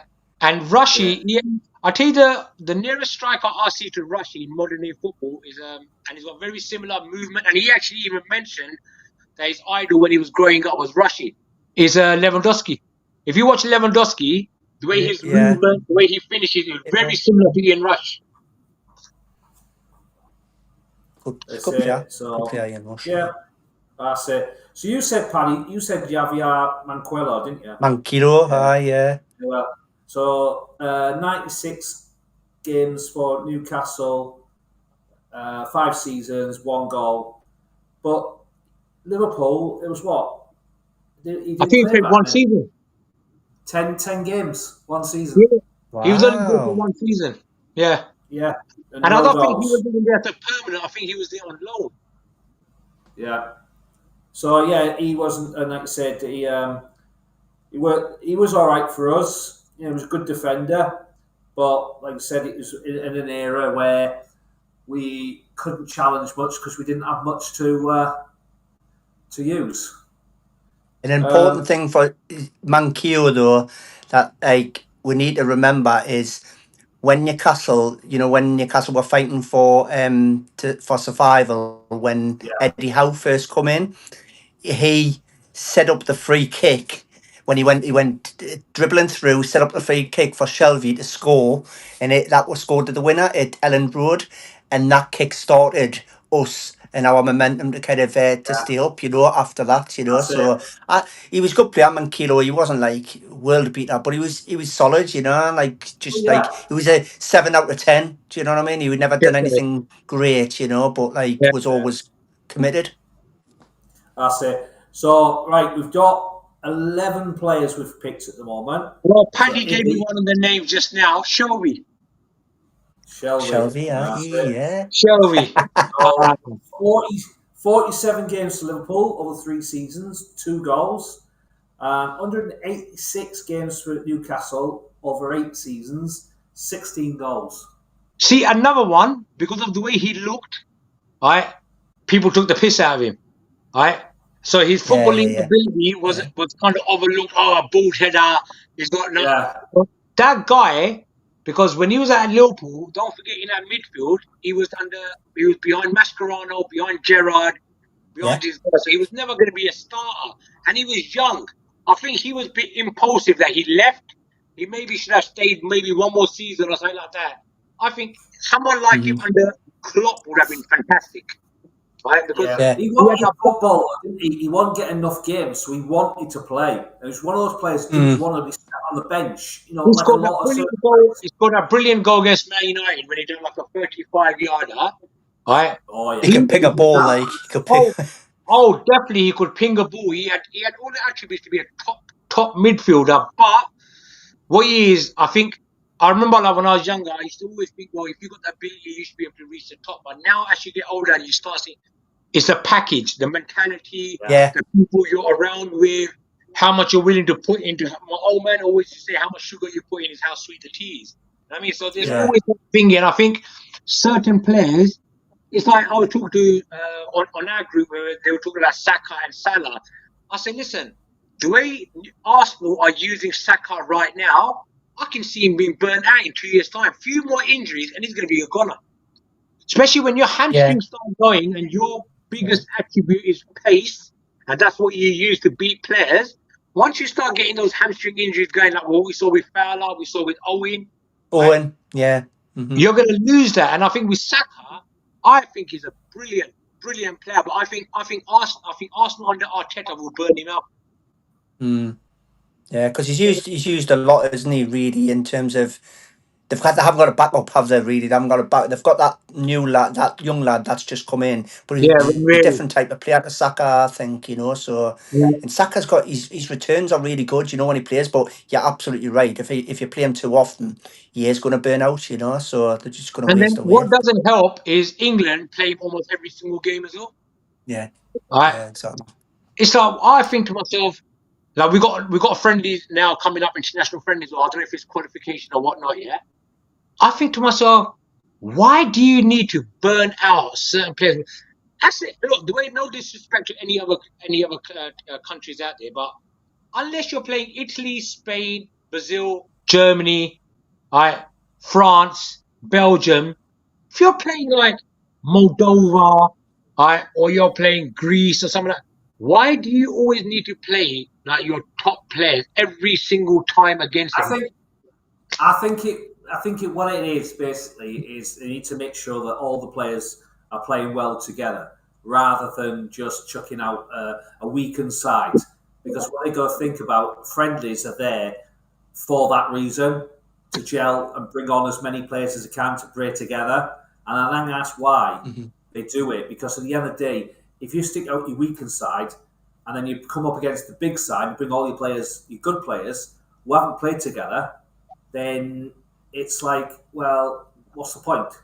No, but Steve, I get that, what you're saying, but like, for example, I can understand in qualification when you're doing it, but when you've got like these stupid friendlies that are going on and you're keeping these players on for 80 minutes, 70 minutes, why? You know, if you're going to do that for the purpose of people who come to watch the game and you want to show them all the stars on show, Well, that's it.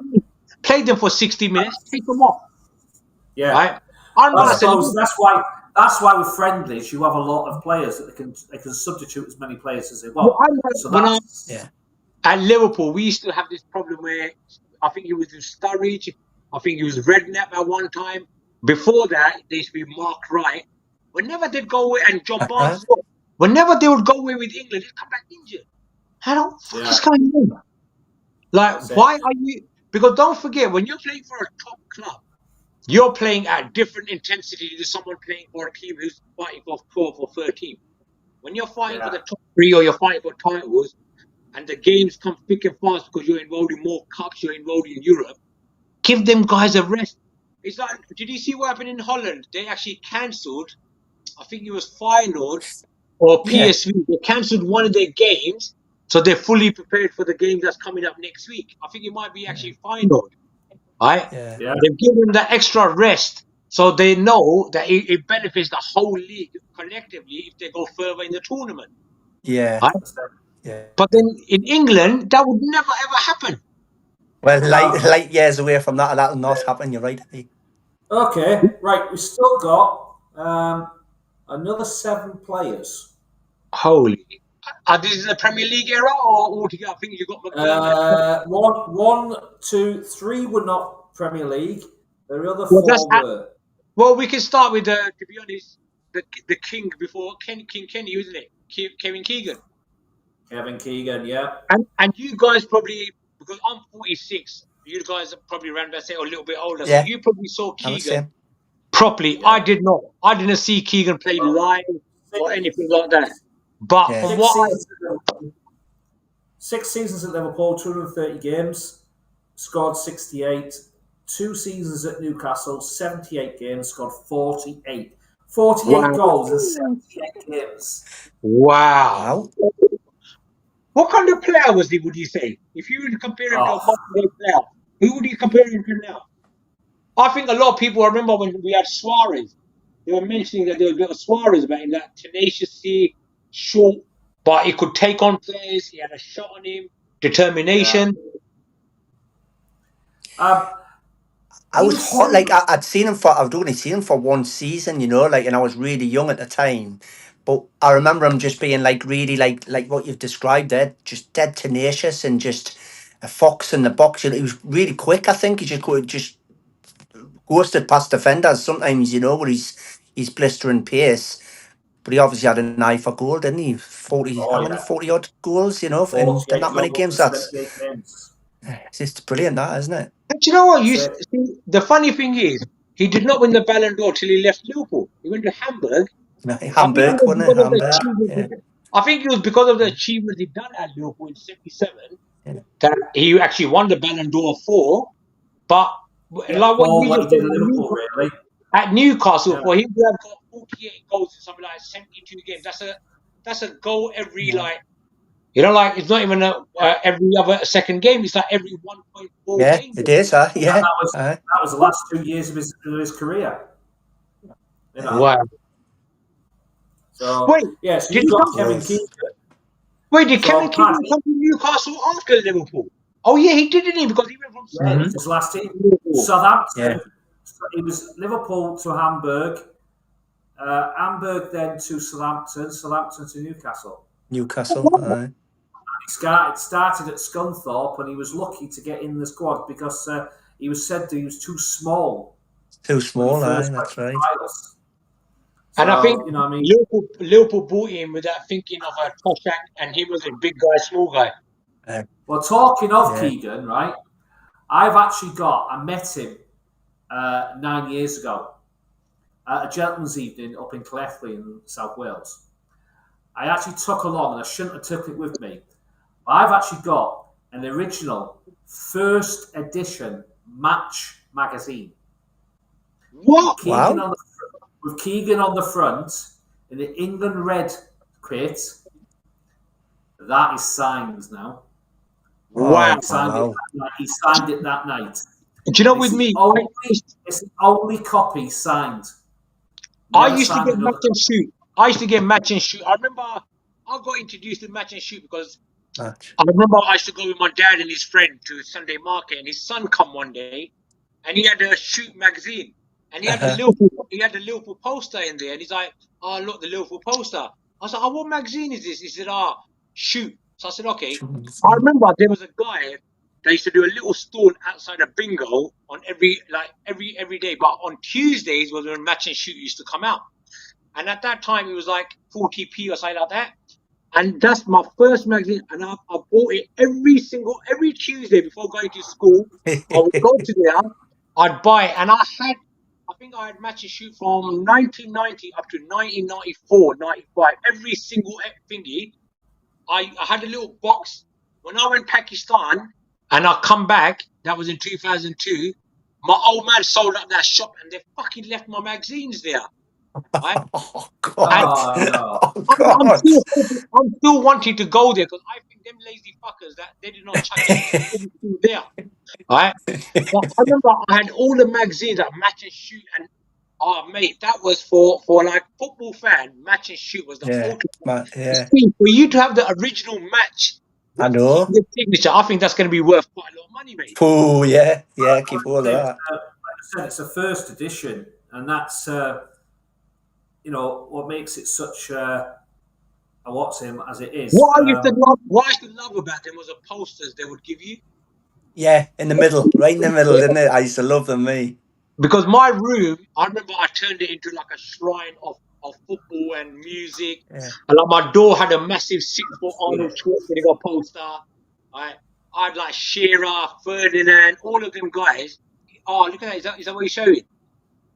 I'm trying to get it. Oh. I was trying to bring it so it comes because you can't get it flipping right. Not gonna be able to see it. I'd have to turn the virtual off. What's the poster in there, Paddy? I mean, sorry, Steve. What's the poster?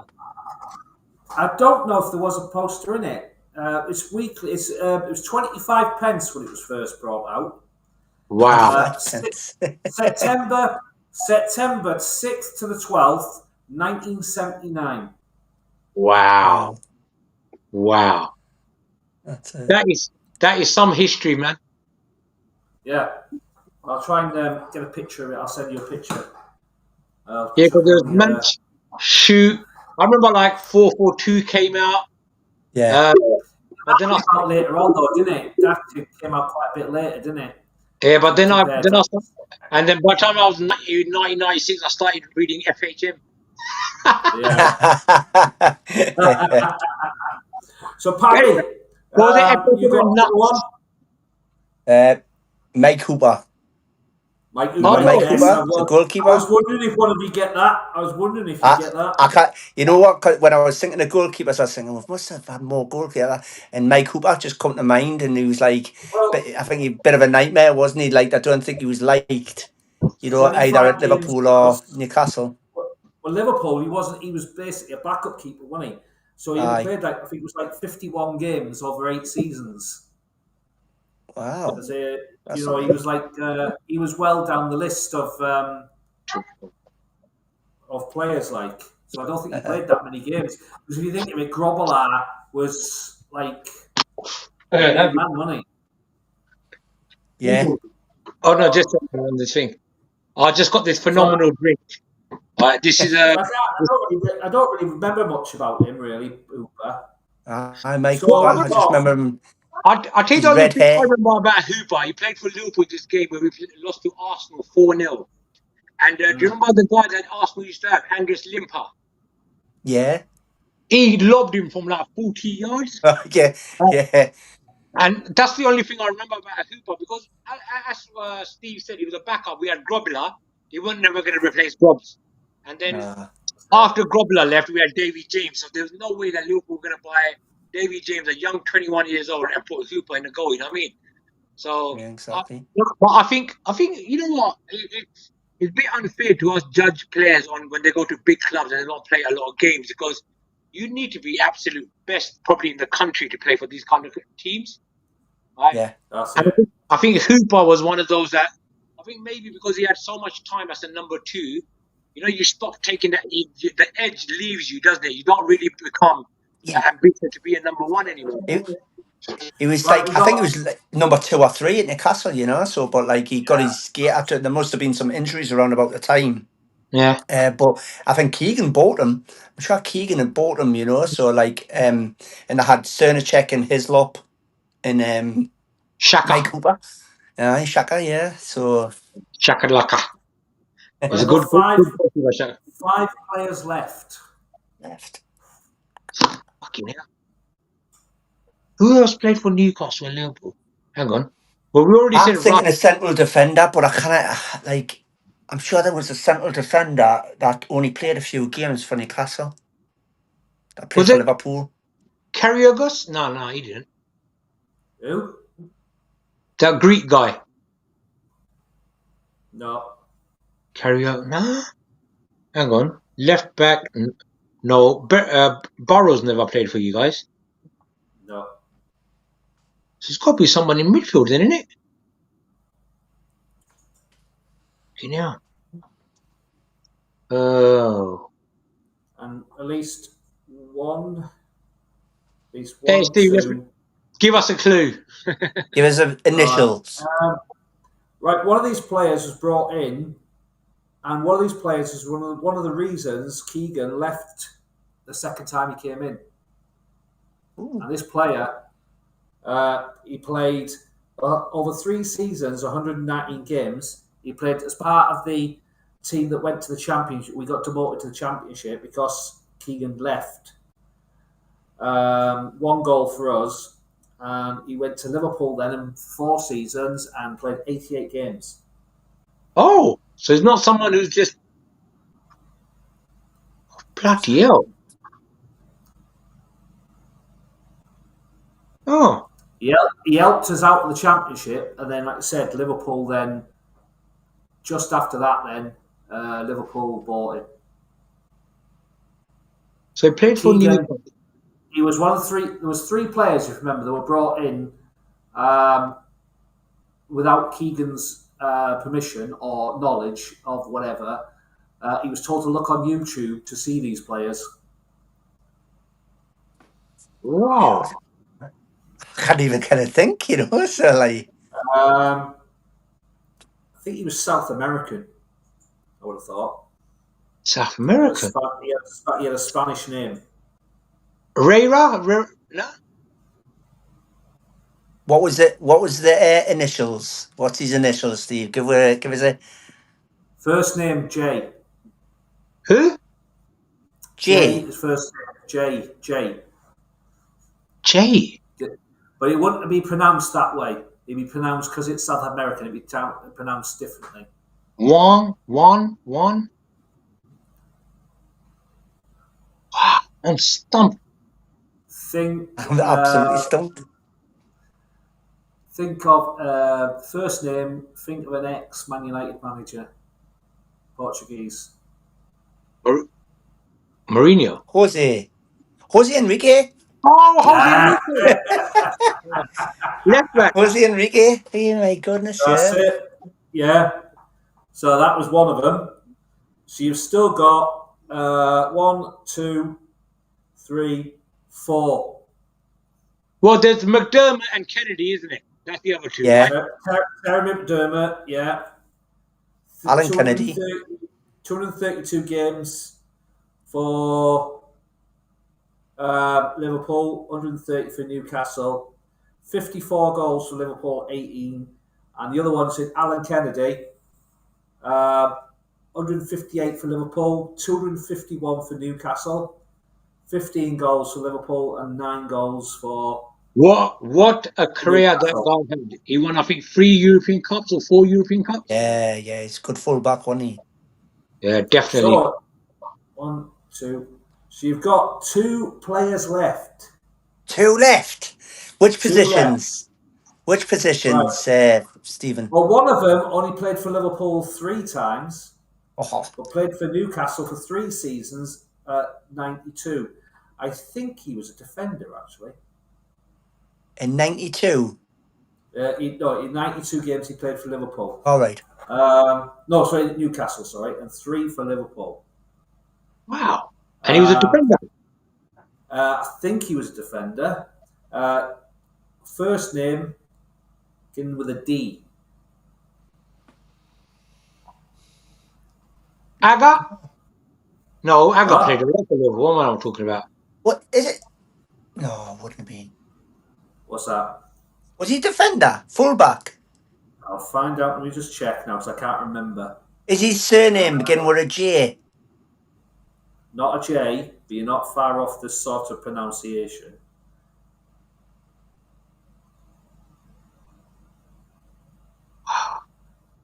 Was it Janmat? Nope. Daryl Janmat? Did he play for Liverpool? No. No. Give me a... Bloody hell. Generally stumped here, the last two. I know. And Paddy, you know the funny thing is, we were talking about him the other day, and I can't remember now. I know.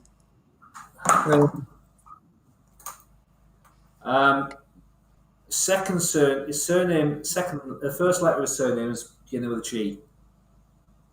DG.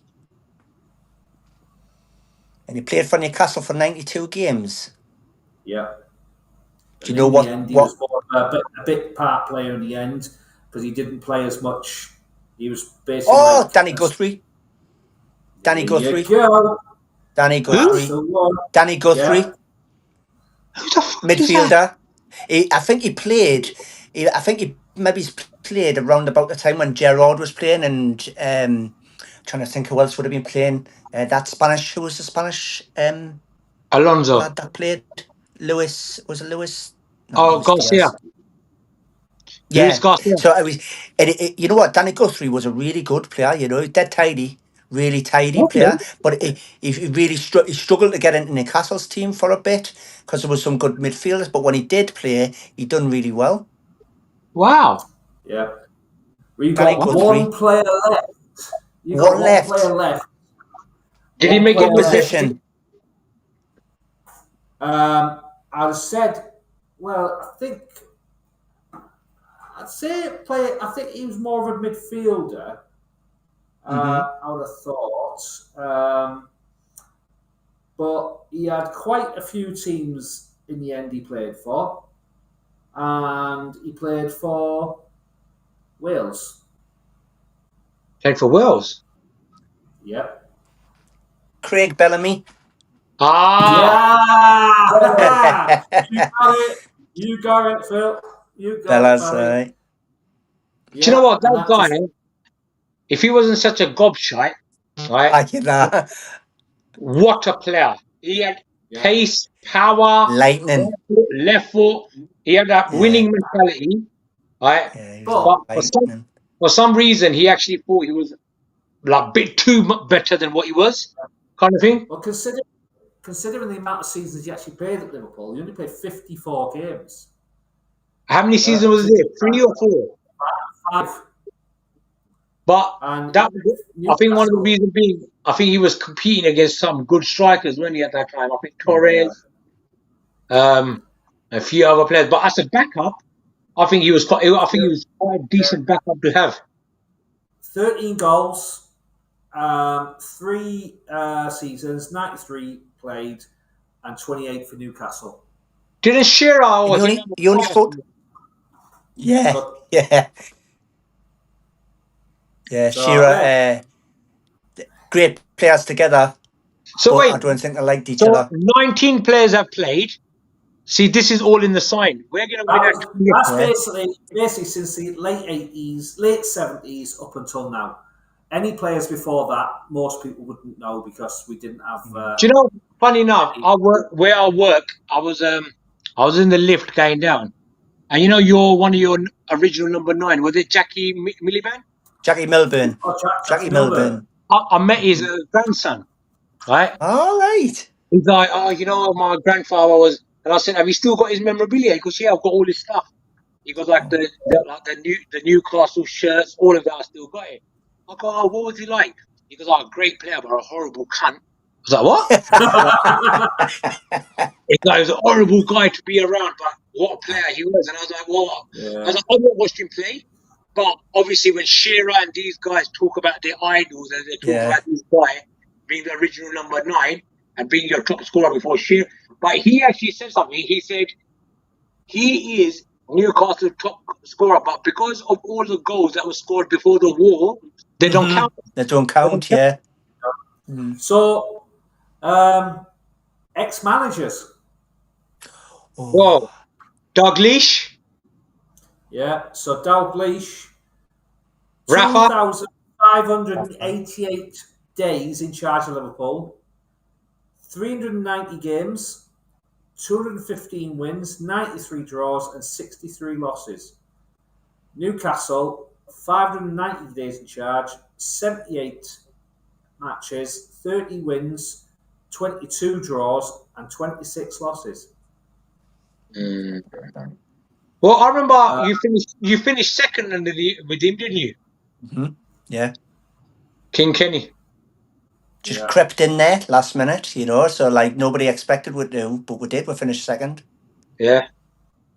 So then you had Rafa, which I don't think really worked out because he was under Ashley, wasn't he? He didn't have much money to spend. Yeah. I think the Saudis though, they wanted him originally. They wanted him to stay, but I think he'd already made up his mind. Yeah, and the other one, by the time they'd come in, it was too late. He'd already he'd already gone, hadn't he? And the third one is Psycho Soon, isn't it? He went off to China, didn't he? Yeah. Psycho Souness. Liverpool. Souness. Yeah. Well, Souness, yeah. Souness was he was 1,018 days, 156 matches, 65 wins, 45 draws, and 46 losses. But he I think he quite in his last season he was doing well, and then all of a sudden sacked him. Really, he just about turned the corner, and then they sacked him. Mm-hmm. You know what turned the corner? It was the Boya in Dyer incident. Because up until that point we were flying, then that happened, and it just capitulated after that, you know, and Newcastle just went downhill. I wonder what happened with that. It couldn't have been just emotion on the pitch. There must have been some shit going on with them guys before, man. Probably. Probably in the dressing room shit. There's always Boya, I don't know if you guys remember, but when Boya was at Charlton, he actually got done because he actually smashed up a racial attack he actually was part of. Yeah, in the Wolf, he actually went and smashed the McDonald's up because there was Asian workers in there, and he kicked off with them. Right. So he had a bit of nasty streak about it, but he played. Oh, didn't Lee Boya? Didn't he play for Liverpool? Leeds. Yes, he did. No. Didn't he? Didn't Boya not play for Liverpool? Not. It's not on my list. It's not. Is it not? He played for Leeds, Charlton, Newcastle. I'm trying to think who else he went to after Newcastle. No, Paddy. I think he was supposed to go to Liverpool. West Ham. He played for, didn't he? Didn't he go to West Ham? Yeah. So I don't remember him playing for Liverpool. Nah. I think at that time, he went to West Ham and not Liverpool, you know, because I think Liverpool were touting around, you know. We were in for him, but he went to West Ham instead. Yeah. Yeah, Charlton, Leeds, West Ham, Newcastle, West Ham, Birmingham on loan, then Birmingham transfer, then Ipswich. Yeah, go on. He was, you know what, he was a decent little player. I'm not going to knock him. Yeah, he was hard as nails. Yeah. And at the moment, he is the manager of Montserrat. Who? Boya? Yeah, he's the manager of the island Montserrat. Wow. Right. I keep talking about hard men. The biggest nutcase you guys had, bro, bloody Duncan Ferguson, weren't you? Oh yeah, yeah. He was a right big piece of work. Him. Well, him and Shearer, they'd actually built a good little partnership, didn't they? Yeah. They've done all right. Imagine as a defender coming up against them two nasty bastards. They elbow you. I'd be injured. I would just say no, I'm not playing. Roy Keane on the pitch, innit? Him and Roy Keane. And like Shearer never backed down to anyone. And but he said they get on really well these days. But at the end of the day, there was always this thing. Right, let's get him in the ring. Yeah. Shearer said, but, "I will take him," didn't he? He said, "I'll have him. I'll have him." Yeah. He said he'd have a good go. That's what he said. He wouldn't back down on him. No way. No one.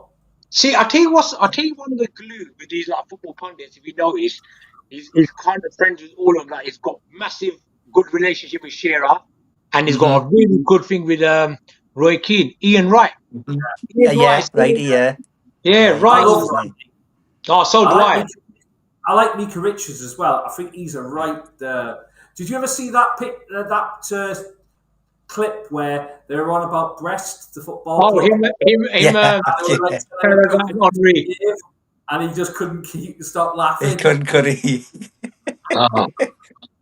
I was in stitches watching that. It was absolutely brilliant. You know what, with me, I don't know how you guys feel about this, and I'm not being. Listen, women's football has got its own position, right? Yeah. You know, as football lovers or whatever, we should support it, because at the end of the day, it's not just men playing football. You know, it's open to everyone. I've got daughters. If she loves football, so I would hate it that if she gets to the age of 16 where she's good enough to play for a woman's team, and there was none available because of men's attitude. I've got no issue with that. I think women's football now is getting bigger. But what fucks me off about it is when they get some of them that commentate on the men's game, and you could tell they're trying to come out with the cliches from like the 90s.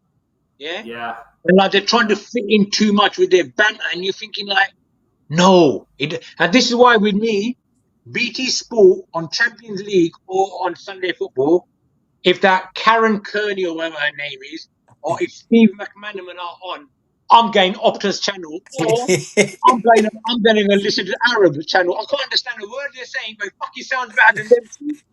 Right? I just switch it over and I go listen to them because it's like if you listen to the Liverpool game against PSG the other day, you had Rio Ferdinand, that's a foul, and then as soon as Liverpool scored, it was like he lost his microphone. He didn't speak for like 5 minutes. And you're like, why? I can understand with Carabao and Neville, you know what you're going to get with them. They both hate Liverpool. They both hate United. They're going to be biased. But when you got Steve McManaman or you got this other, like there's two women commentators that I can't stand. Listen, I love Kate Abdo. I think she's brilliant. And I love Laura Woods. I think both of them are absolute fantastic anchor women. And even Gabby Logan. Right? Yeah. They're brilliant. Kenny Dalglish, daughter Kelly Dalglish, she's another one. So you got four. I don't listen to it.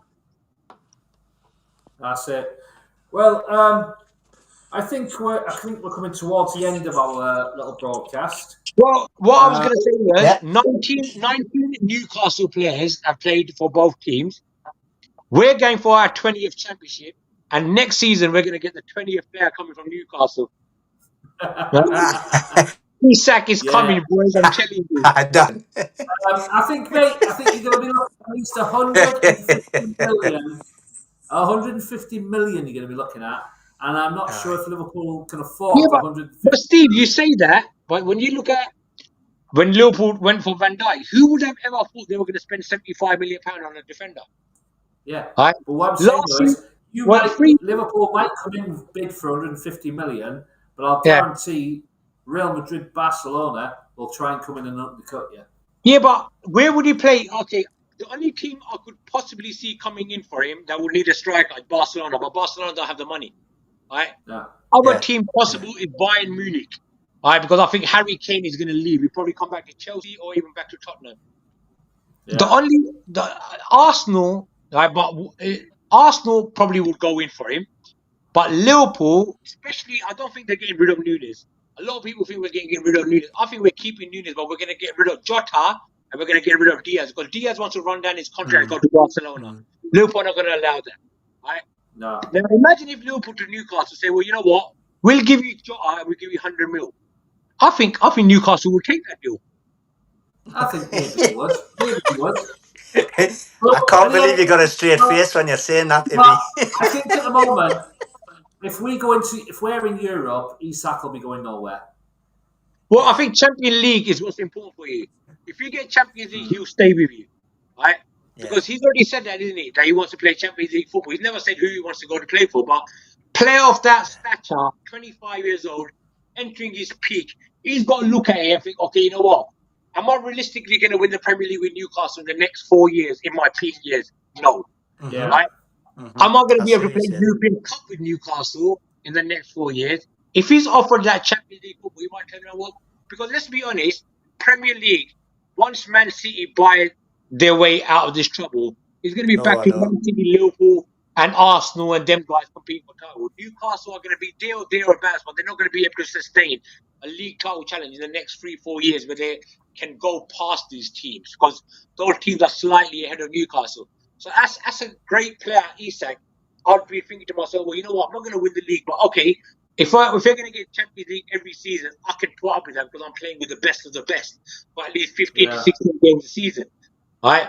So that's the only thing that would keep him at Newcastle. But then if Liverpool win the league this season and they could possibly win Champions League, I'd think to myself, well, as a player, I would think to myself, well, if Arne's not done that in one season without any signings, what is he going to be able to do when he gets his players in? And I don't know if you see, I remember hearing about Arne Slot, because obviously when Klopp left, like, we were shocked, like, what the fuck's going on now?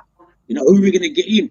And there's a good page I'd recommend you guys, is on Google. You can put in even Newcastle, you can put in Newcastle rumours, and what you have got, I believe these guys are agents, right? And they're like Sport Newcastle, they're Sport Liverpool, so they know a lot of things in the know that we won't know about. So I remember I went to this Liverpool rumours page just to see a transfers, and someone asked a question. They went, what manager would you like go for Liverpool? And he said, listen, Liverpool's first choice is Alonso. Right? So they said they want Alonso. But they said, yeah, but Ed, who would you say is the best fit for Liverpool if Klopp was to leave? He said 2 names. One was the Schalke manager, or Stuttgart manager. Right? And the other one he mentioned was Arne Slot. And I'll be honest, that's the first time I'd heard of Arne Slot. This was like in April time. And he was praising Arne Slot. He's like, if Liverpool want someone they won't have to change the style of football and things like that, Arne Slot is the man. So I was like, okay. So I went on YouTube and I started watching it. And I was like, wow. Because you watch some of the football, and this is going to develop in Liverpool next season. Some of the football PSV were playing, Feyenoord were playing underneath him. I was like, wow, what am I watching? Because it's just one touch, forward, back, bang, into the goal. But the thing I noticed was that his teams, Klopp's teams, attacked you from the right wing. His one was mostly from the left wing. And if you look at it, who's benefited the most from Arne Slot coming in? Cody Gakpo. Because a lot of that emphasis comes from the left, right? So this is why with Mo Salah, this is why Liverpool tried to get that guy that went to PSG from Napoli, because he can play both wings, right? Yeah. So with Arne Slot, like what he's done in the first season is phenomenal. But I think there was a Feyenoord fan, he done a post on TikTok. He said, listen, Liverpool fans, what you're going to get from this guy, you've not even seen 20% of what this guy will bring to your club, yeah?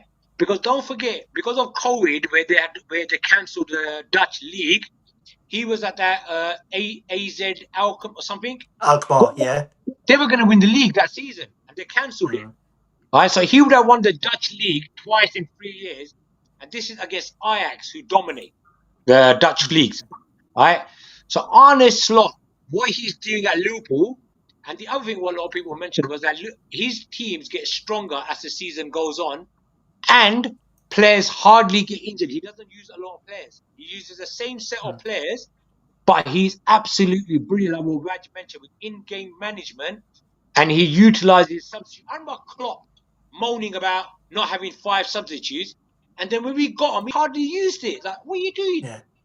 All right, whereas with Slot, every game he's almost using 3 to 4 subs minimum.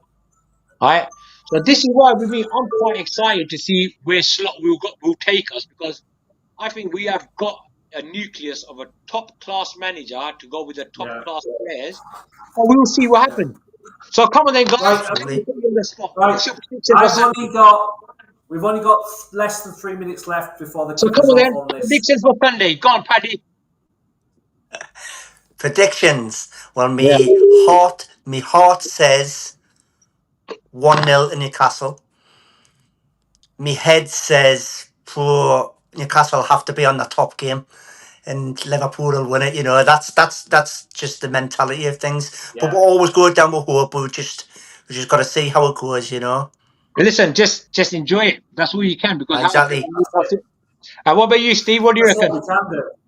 I agree with Paddy. I think if we're going to win, it'll be a 1-0 job because we'll maybe go in and try and defend as much as possible, try to disrupt Liverpool's attack, hit them on the break. If not, if we fall apart, I'm thinking 3-1. Yeah. That's what I was about to say. That's my prediction. If Newcastle are to win, if Newcastle are going to have to win, there's going to be a few factors. Newcastle players are going to have to play the game of their life. Right, and hope Liverpool are not on it as much as they have been. But like what I said earlier, this is a cup final. Anything can happen. Player can get sent off. The occasion could get the better of the referee, and he might send off someone. But I think if Liverpool do play their best and Newcastle are to play their best, Liverpool will win about 3-1 or 2-0. Right, because I remember Newcastle a few times when they've been in finals. The occasion has got to them a few times. I remember when they lost 4-0 to Man United. And that was a very good Newcastle team that lost to Man United. All right, 4-0. I know no way that should be a 4-0 result. But for some reason, when he got to Wembley. But I think with Newcastle, with Eddie Howe, he has got that more of a calming kind of thing. It's quite good with in-game, like in changing. But it's like, what options do you have off the bench if the game is 0-0 in 70 minutes? What have you got to bring on? Whereas Liverpool... We haven't got much, but like I say, we're coming to the end now because we're going to get kicked off the end of the broadcast. And I'll tell you another thing, Liverpool will play with 2 number 10s to counter your midfield because your midfield is stronger than ours. Yes, okay. Anyway, guys, listen, it's been absolutely fantastic. And I think, you know what? I said this to Steve, we're all sports fans. We're not just Newcastle and Liverpool. All right? So maybe with this, Steve, I said to you, I'm willing to support yourself. I already told this to Raj. Maybe we can start doing this not like almost every week, but every fortnight, where we can not just talk about Newcastle, Liverpool, but any other sporting great event where we watch. I remember, like, as a youngster, Holyfield versus Tyson. Yeah, these kind of things that we watch. It'd be brilliant for us to all get our own recollection of what that event was. Right? So let's think about that. We do it. I think we've got another 16 seconds. So come on, Liverpool! I'm going to stick around, guys. I'm just going to ding and we'll end the broadcast. Well, guys, thanks for listening. Brilliant. It was absolutely